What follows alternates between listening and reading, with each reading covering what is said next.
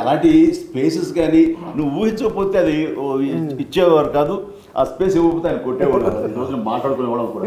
అట్లా పిల్లలు అప్పుడు మా నాన్నతో మేము సినిమా చూసాం, ఇప్పుడు మా పిల్లలతో మేము సినిమా చూస్తున్నాం. ఎవరో అన్నారు, నువ్వు ఇదివరకు నాన్న వాళ్ళ పర్మిషన్ తీసుకుని అమ్మ నాన్న పర్మిషన్ తీసుకుని వెళ్ళామండి, ఈ రోజున అమ్మ నాన్నలు పోయి మా పిల్లలు తీసుకుని వెళ్తాం నువ్వు అని. ఒక చిన్న పిల్లలు అయితే సినిమా చూడలేదంట, వాళ్ళ నాన్న వేసే డ్యాన్స్ చూస్తున్నారు థియేటర్లో. ఇదే నాన్నకి ఏం పోయేగానే వచ్చిందమ్మా ఇలా డ్యాన్స్ చేస్తాడు, మోకాళ్ళు ఒకట్లేదు, దాయి దాయి దమ్మకి వీట స్టెప్ ఏంటో చెప్పేసి ఒక ఎత్తు అయితే ఆ ఒక స్టెప్ ఒక ఎత్తు అనుకునేవాడిని.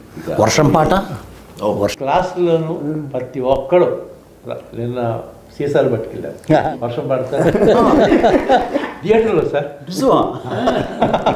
తడిపి వస్తారా?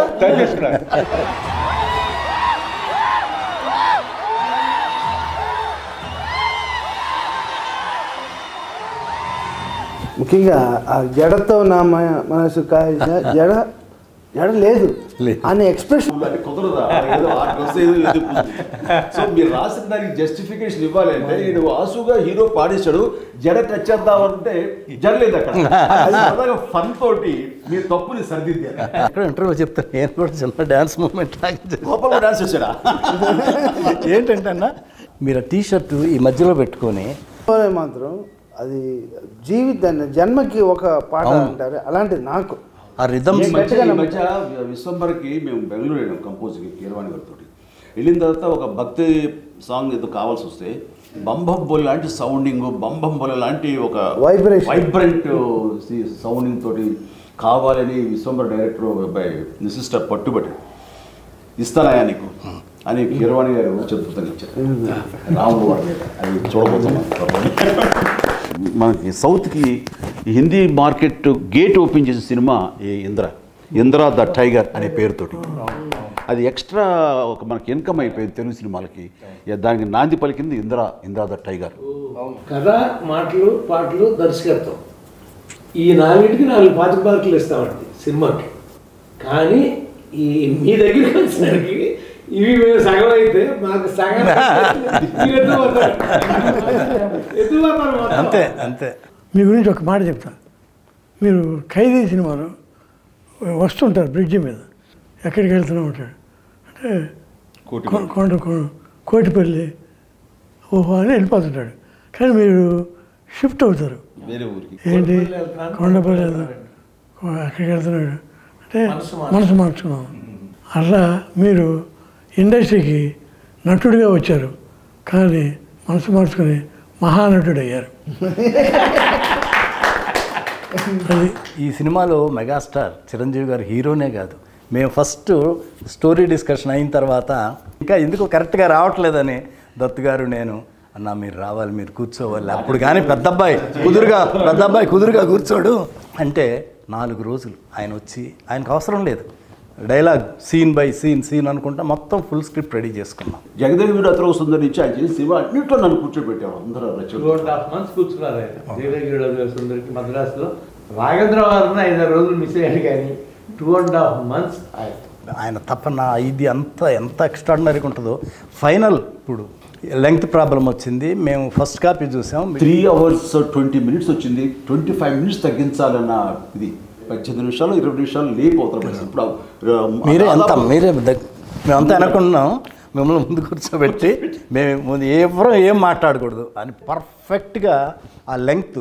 ఇన్పుట్స్ అన్నది ఎవరు ఏమిస్తారో తెలియదు, ఎలాంటి సహకారం లభిస్తుందో తెలియదు.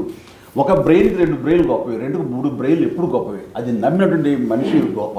వెల్కమ్ చేయాలి, అందరికి ఇన్పుట్స్ తీసుకోవాలి, అప్పుడే ఇలాంటి మంచి మంచి సినిమాలు వస్తాయి. ఫస్ట్ ఆఫ్ ఆల్ ఇది ఈగోలు అనేది ఉండకూడదు. ఆఖరి అల్టిమేట్గా సినిమా హిట్ అయితే ఎవరి పేరు వస్తుంది? ఇంద్ర అంటే బి గోపాలే. డైరెక్టర్కి ఏంటండి సంగీత జ్ఞానం, సాహిత్య జ్ఞానంతో పాటు లోక జ్ఞానం కూడా ఉన్నారండి. Common sense.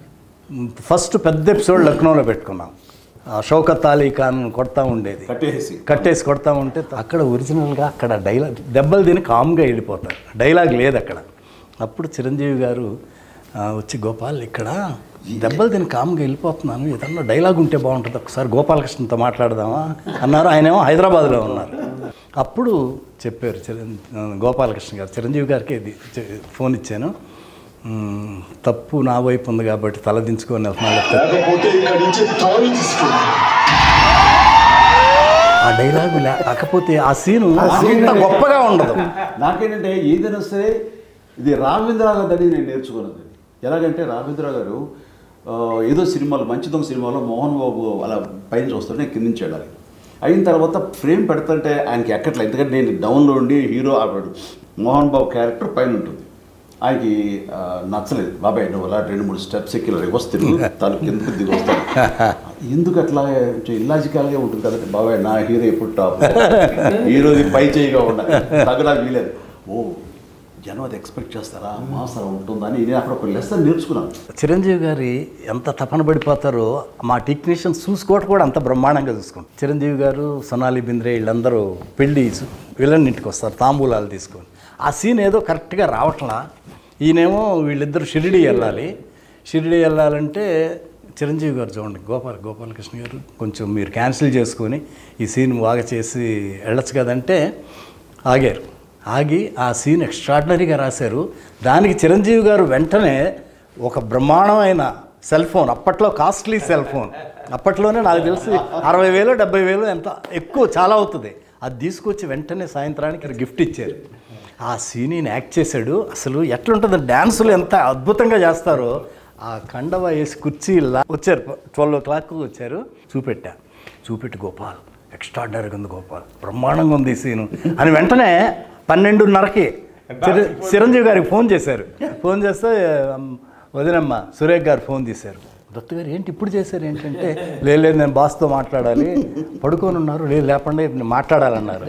ఆమె లేపి చిరంజీవి గారిని లేపి ఫోన్ ఇచ్చి దత్తు గారు ఏంటంటే, దత్తు గారు ఏంటి ఇప్పుడు చేశారంటే, బాస్ ఇది ఒక సాంగ్ బాస్, ఈ సీను అదిరిపోయింది, ఏమి చేశారు బాస్ మీరు, ఎక్స్ట్రాడినరీగా ఉంది. నాకు ఇప్పుడు సీన్ చూసాను, మీకు చెప్పాలన్నది చెప్పేశాను, నేను హ్యాపీ.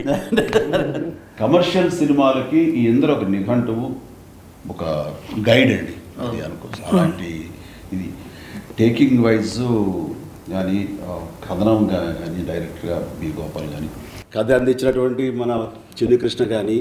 నేను రచయితగా మాత్రం రాయలేదన్నా, ప్రమాణం పూర్తిగా చెప్తున్నాను, ఒక అన్నయ్యకి తమ్ముడుగా రాశాను అంతే అన్న, అంతకంటే చిరంజీవి గారు లేకపోతే అసలు ఈ అశ్విని దత్తు ఈ ఇండస్ట్రీకి వచ్చి ఏమి చేశాడంటే ఏమి చేయలేదనే అర్థం వస్తుంది. జగదేకవీరుడు, చూడాలనుంది, ఇంద్ర, ఇలా చెప్పుకుంటూ పోతే అన్నీ గొప్ప సినిమాలే. చిరంజీవి గారికి ఏమిచ్చి రుణం తీసుకోవాలో నాకు అర్థం కాదు. నేను ఆ మాట మీరు పెద్ద మాట నేను ఒప్పుకోను సార్, మీరు ఎప్పటికీ మేము మీ రుణం తీసుకోవాలి. ఇంద్ర 2 చేయాలని నేను నా కోరిక. డన్ బాబాయ్, డన్. చేయాలనే ఆలోచన ఉంది. ముందు చేశారు కాబట్టి దీనికి ఇంద్రాకి ఒకటి, జగదేకవీరుడికి ఒకటి, 2 సీక్వెల్స్ వస్తాయి.